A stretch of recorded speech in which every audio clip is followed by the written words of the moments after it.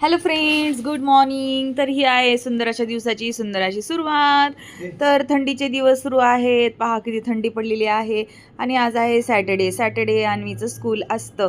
तर आज अन्वीचं आहे स्कूल. तर मी करत आहे टिफिनची तयारी. आणि अशा प्रकारे पहा वाईस ओव्हर करताना डोक्यावरून विमान चाललेलं आहे, त्याचा आवाज आहे. आपले 2 दूध असे तापत आहेत. आणि आज मी अन्वीला करत होते सिंपल असे साधे असे पोहे. तर अशा प्रकारे मी पोहे भिजवले होते. कांदा चिरला होता, मिरची चिरली होती, कोथिंबीर चिरली होती आणि टोमॅटो हे ऑप्शनल असतं, पण मी आज सहज असं टोमॅटो टाकलं होतं. आणि अशा प्रकारे हिरवी मिरची एवढी मी टाकणार नाही, त्यातले 2-3च टाकणार आहे, पण चिरताना माझ्याकडून ते चिरल्या गेलेल्या होत्या.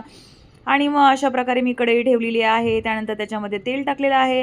प्रथमतः मी याच्यामध्ये जिरी मोहरी टाकलेली आहे. त्यानंतर कढीपत्ता टाकणार आहे आणि मग शेंगादाणे टाकून मग कांदा टाकणार आहे. आणि मग कांदा टाकून मग त्याला छान परतून देणार. आणि हळद मी खालीच टाकत आहे, साखर टाकायची चिमूटभर आणि मीठ आपल्या चवीनुसार टाकायचं.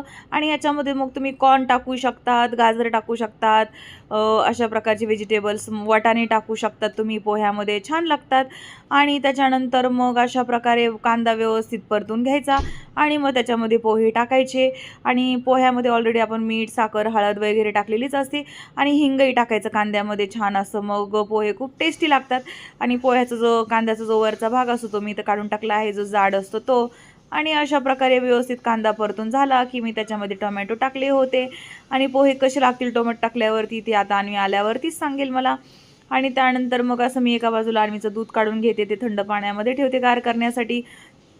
आणि मग पोहे वगैरे झाल्यानंतर मग मी अशा प्रकारे फ्रूट घेतलं होतं. आता जो हा पेरू आहे तो आपल्या पुणे सोलापूर हायवेवरती, एक्सप्रेसवेवरती जे बायका बसतात ना विकायला फ्रूट्सवाले, त्यांच्याकडून हा पेरू घेतला होता चौफुल्यावरून. जो चौफुल्यावरून आपल्या दौंडकडे जातो रोड, तो त्या चौफुल्यावर बसतात तिथून घेतला होता. आणि अशा प्रकारे वरून शेव आणि बुंदी टाकून पोह्याला थोडं गार्निशिंग केलं होतं. आणि पेरू दिलतं, ॲपल दिलतं आणि हो थोडेसे चिप्स दिलते. आणि पोहे त्याच्यामुळे पोह्यांना पेरूचा वास लागू नये आणि चिप्सलाही लागू नये म्हणून दोन मी असं फॉईल पेपर लावला होता. नंतर मी फ्रूट्सलाही फॉईल पेपर लावून घेतला होता. हे पहा असं लावून घेणार आहे वरतून मी. मी शक्यतो फॉईल पेपर यूज करत नाही, पण असं काही असलं की मग ते लावून द्यावं लागतं. काल अन्वीच्या पराठ्यांना थोडंसं सॉगी झालते, अन्वी म्हटली म्हणून मग मी त्याला लावून दिलं. आणि अन्वीचा आमचा अट्टास असतो की 2 वेण्याच घालायच्या, काहीही झालं तरी 2 वेण्या घालायच्या म्हणजे घालायच्या. आणि तिनं त्याच्यासाठी केस वाढवलेले आहेत, किती उशीर झाला तरी मला वेण्याच पाहिजे. मग 2 वेण्या किंवा 2 शेंड्याच बांधायच्या, असा तिचा अट्टास असतो. आणि हे पहा आमचे मिस्टर दिघे शाळेला निघालेले आहेत. आणि आज 2 वेण्या न घालता 2 शेंड्या अन्वीच्या घातल्या होत्या, का तर लेट झालता म्हणून. आणि अशा प्रकारे जात आहेत दोघंजणं मजा मस्ती करत शाळेला. तर कसा वाटला तुम्हाला अन्वीचा टिफिनचा व्लॉग? धन्यवाद.